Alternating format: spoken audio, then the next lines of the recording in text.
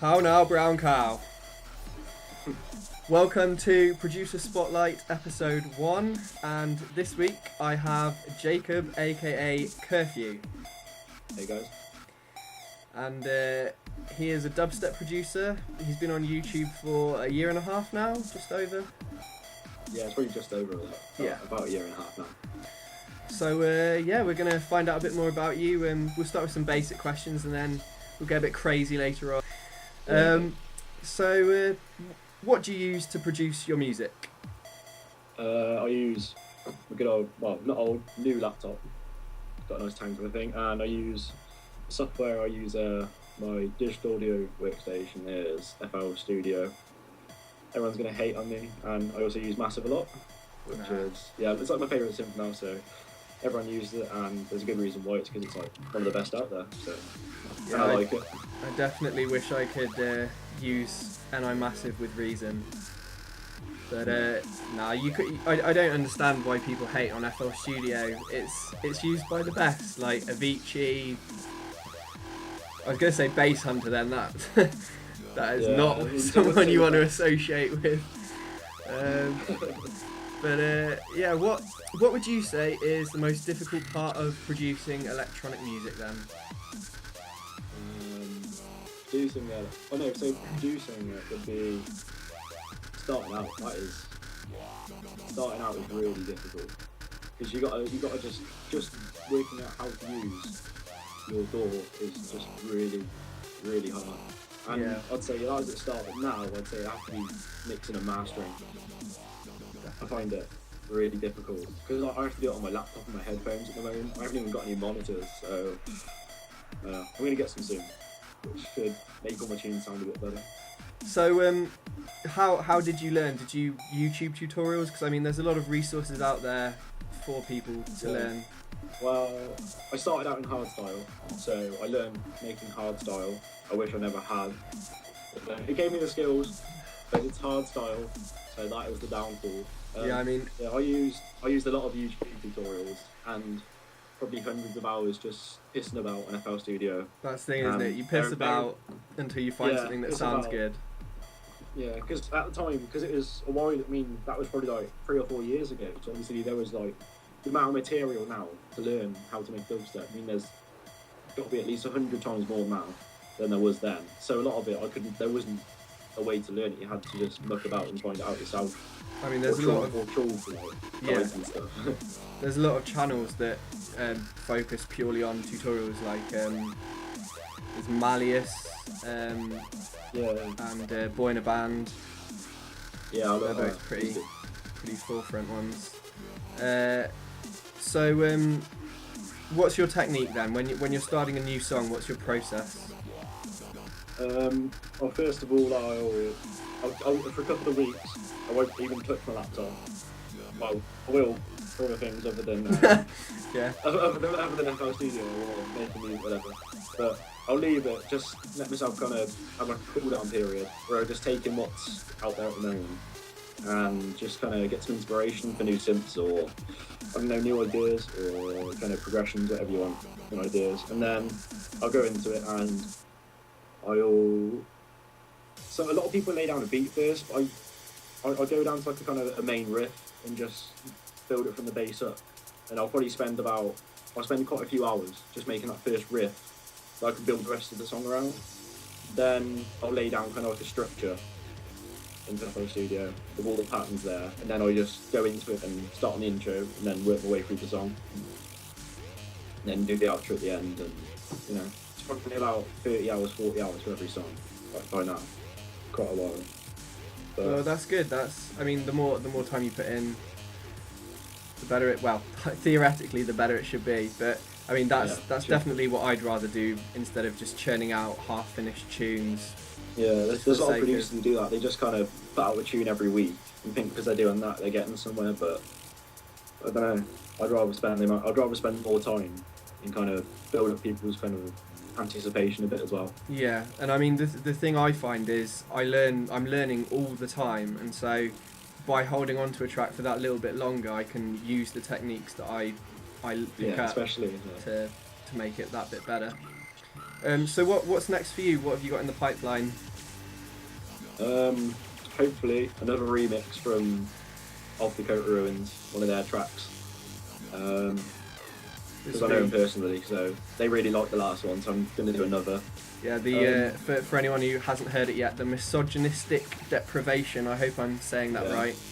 Yeah, that's right. It's a pretty awesome remix, so you should definitely, what I'll do is I'll play it at the end of this interview so you can get a feel for what Curfew is about. A few songs playing underneath as well, so yeah, you better hear those. It'll be alright.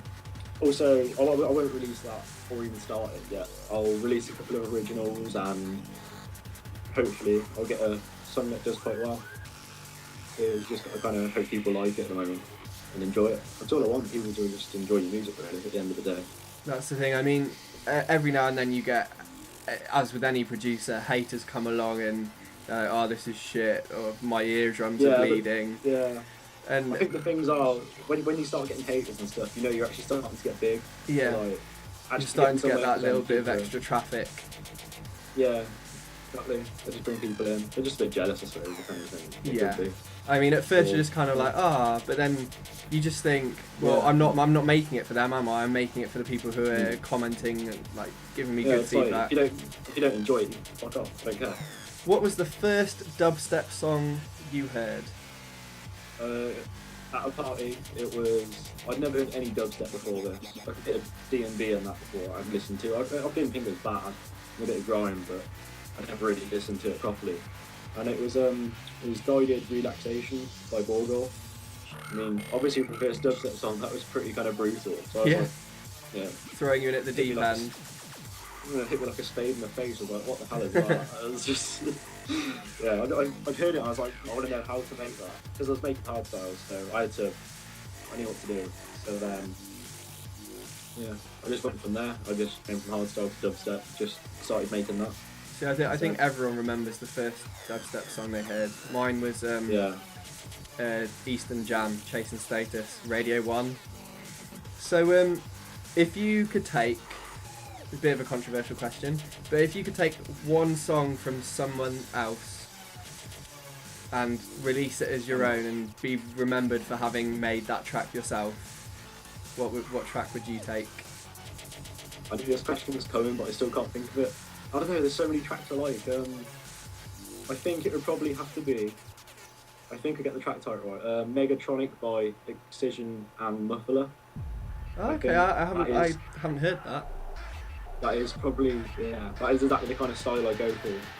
Okay, well, I know that I like Excision and Muffler, so I'm sure I would like that track. I really like that. Or maybe everyone's going to kill me for this, but probably First of the Year by Skrillex. Okay. I think that song, especially controversial, live. Yeah, you're putting your balls on the line with that one. I know. You're bound to get a comment now like Skrillex fag. Curfew were a prick. I'll cut it out, don't worry now.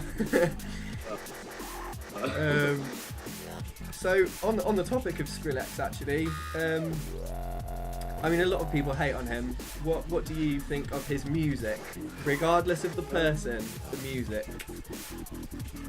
As a person, I also think he's really nice. That's No, I don't see what the big deal is. I think he's a really good artist. His production values are literally amazing. That's why I wanted to separate it from him as a person, because he, as far as I can tell, he is a really nice guy and definitely doesn't deserve all the hate he gets. But I can understand where it comes from. But at the same time, if it means that I get to hear more dubstep on the radio, I'm not one of these hipster.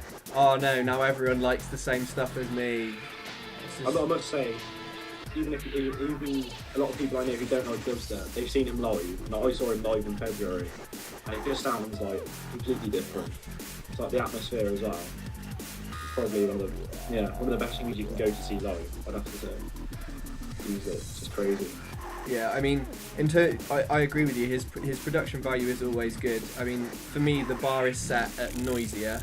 They're up here, and then everyone else just slightly below them. But definitely, you can't fault. Like, he's got a solid sound that he's created. I mean, some people say that he had loads of help with that, but I mean, it is just jealousy at the end of the day, I think. that he has got to where he is. I think he's done really well. He makes good tunes, so. I mean, you can't really have a discussion with someone about dubstep without Skrillex coming up at some point. Yeah, exactly. I think at the end of the day, he's bought. Oh, be careful how I word this. He's kind of brought dubstep out to more people. I wouldn't say made mainstream, obviously, but a bit more kind of pronounced, if you know what I mean, in the kind of music market. Definitely. I mean, my girlfriend wouldn't touch dubstep. She wouldn't hear about it at all when I play it. And then when she was working, some Skrillex came on, and she came home. She was like, quite like dubstep now. Which that little story itself is going to be another reason why people hate Skrillex. I would imagine they'd be like making it girl friendly or blah, blah. But anyway, I think one of the attractions of dubstep was like underground to begin with. Yeah, and a lot of it still is too. Definitely. So I was going through your uploads earlier, and I saw that one of your first uploads was a dubstep remix of Thomas the Tank Engine. Yeah. Pretty unusual. What made you decide to remix that? That was literally my first tune, and somehow, I was dead to do it. I was literally up there. I was like, and they were just like, might as well do this. I was like, let me give it a try.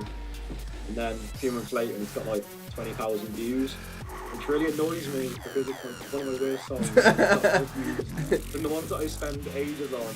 You just want to be like, stop, just please come listen to this instead. Go to that one, not this. Yeah. I was thinking about deleting it, but I was like, nah, it gives me. Don't delete it.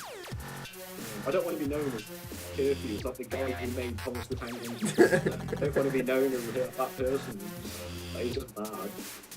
But I suppose it's publicity at the end of the day. It's all good.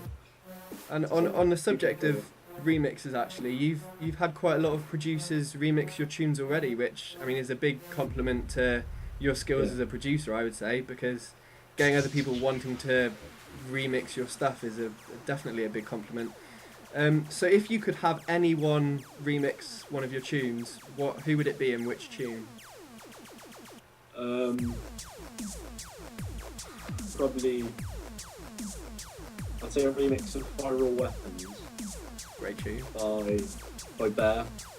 Oh yeah. Yeah. Make it even heavier. Yeah, if I could like collaborate with Bear, that would be like amazing. That would be just insane. That would be so good. And then his tongue is just exactly how I try to make. Why not? I don't try to copy him, but it's like probably my biggest inspiration is his songs. Yeah, he's definitely pioneered. Well, pioneered might be a bit of a strong word, but he is dominating the heavy aspect of dubstep with, I mean, The Gate that just came out. That is heavy. Yeah. Exactly. So would Bear be your favourite act to see live, or do you have someone else that you'd rather see live? Live, I think if live as well, it's not just the music, it's all over the lighting and all smoke and everything. So I think if he got a bit bigger and got like a massive venue, then definitely Bear. But other than that, probably Excision or I can't think of all the artists right now. I can't think of any of us at the moment. But they're there. Maybe quite Bear Noise as well. They're very good. Or Cone Sound. Cone Sound live. I was astounded when I found out that Coan Sound were as young as they are. It just blew my mind. It made me want to give up. I was just like, wow. If there's people out there who are that young, that good, why am I even trying? Exactly. But I just it still astounds me. Like I was listening to The Edge, it came on my car playlist the other day. I started speeding. It's just one of those tracks that I know. It just like the best way I can describe it is it just grabs me by the balls. It's just like yeah. So do you have any pearls of wisdom for any aspiring producers? Any tips on what they should do? Maybe a little generic, but I have to say, don't stop producing. Because if you do, you're gonna wouldn't say lose your skills, but you kind of lose the mindset for it. There's a remix to be had there. Don't Stop Believing. Just tweak it a little bit. Don't stop producing. Bit of a wub. Add a bit of wub to it. It'll be fine. Quite a lot. There's so many things I could cover, but so don't let people get to you because it's not going to help you out. I think that's one of the main things. If you're going to be putting your tracks on YouTube, you've got to be thick-skinned about it. Spend as much time as you can on it. Spend all the time you think you need to, and then spend that little bit extra. Because usually it's that little bit extra that'll put you ahead of other producers. And I don't know, just enjoy what you do. If you're not enjoying it, then don't do it. At the end of the day. And what you've also got to bear in mind is that people listening to your tracks, so like quite a few of them will be producers themselves. So if you do like put in the effort, they will recognise that, and it will benefit you ultimately because they'll then maybe share your track on their Facebook page or whatever. And it's all different ways to build up views and get going. So yeah, thank you very much for joining me. I think that's everything everyone needs to know for now, and we'll play them misogynic.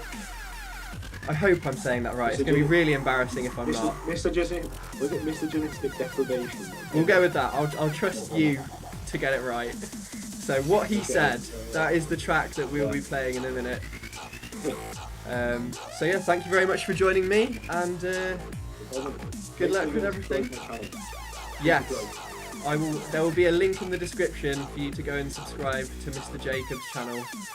We'll have another producer spotlight for you guys up soon, and maybe even some promoted tunes from Curfew in the future. Yeah, keep an eye out. I'll have plenty coming. Brilliant.